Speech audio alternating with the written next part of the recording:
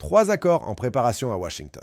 Bonjour à toutes et à tous. Aujourd'hui, on vous parle d'un tournant diplomatique majeur en Afrique centrale, le processus de paix en cours entre la République démocratique du Congo et le Rwanda, sous la médiation directe des États-Unis.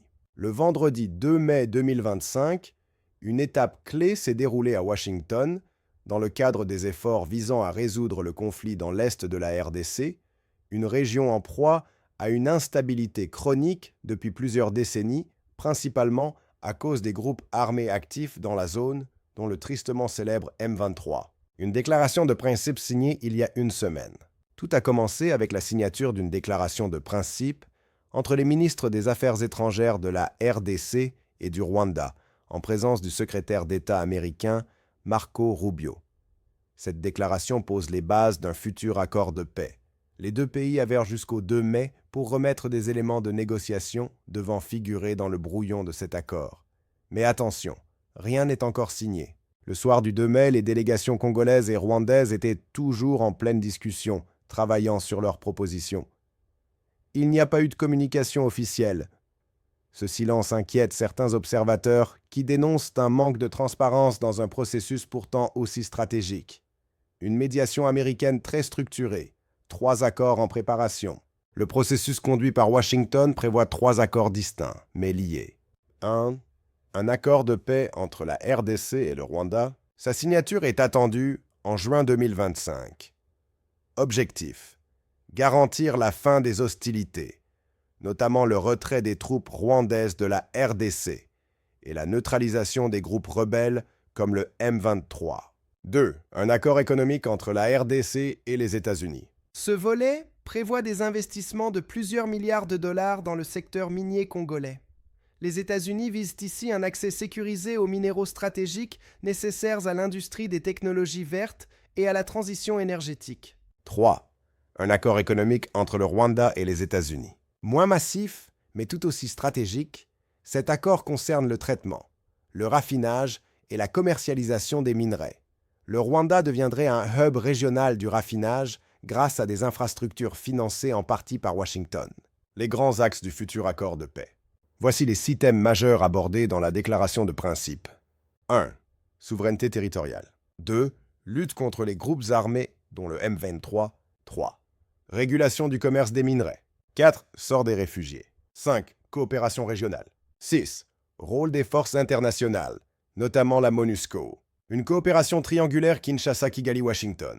En parallèle, un partenariat économique RDC-Rwanda est aussi sur la table. Le plan?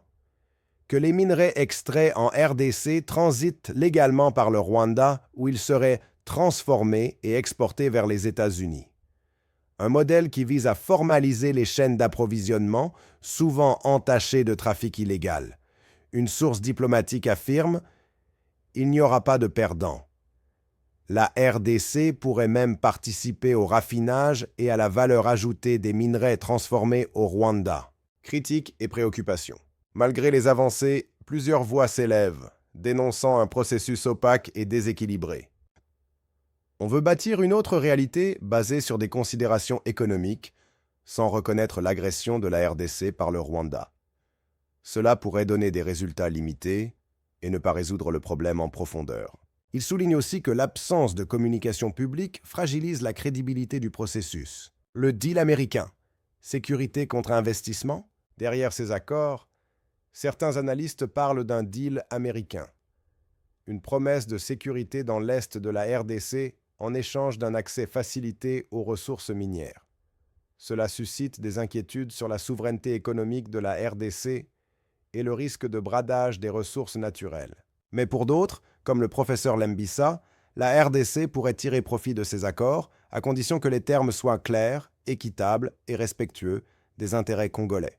Et la suite? D'ici juin, les négociations vont se poursuivre à Doha. Plusieurs discussions parallèles sont en cours, entre Kinshasa et le M23, entre Kinshasa et Kigali, et bien sûr, entre toutes les parties et Washington.